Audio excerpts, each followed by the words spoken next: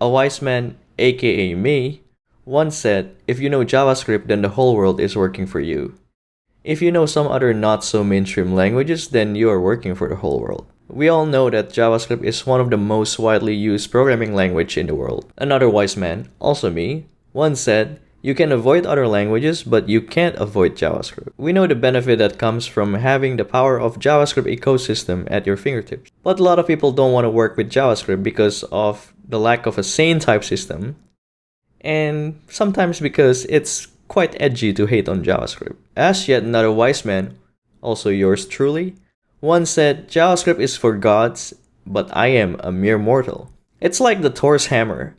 It only yields to those who are worthy. We have seen so many compiled to JavaScript languages, even like Scala, Haskell, and OCaml offer to compile to JavaScript. We have seen Flow, we have seen CoffeeScript, we have seen Hax, and many other technologies. And of course, we all know TypeScript. Unfortunately, these technologies come with their own complexity, especially in terms of toolings. Unfortunately, I know too much about JavaScript tooling more than I would like to know, because at one point I migrated my company's system to Bazel, and that was not a smooth experience.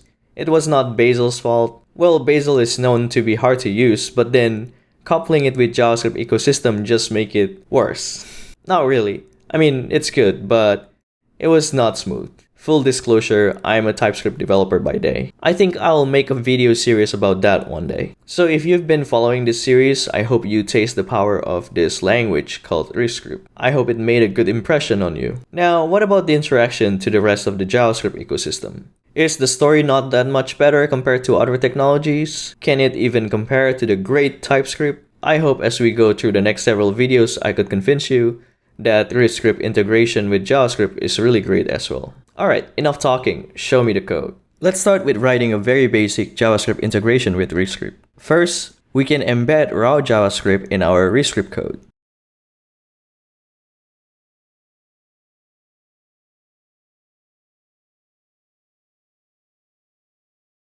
We see that the RiskScript compiler doesn't complain. Now let's check the compiled code.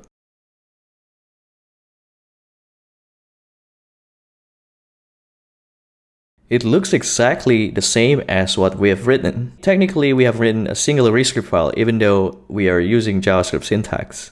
Alright, that's all for now. This is a very short video, but I hope this gets you excited for the next several ones. I'll see you there.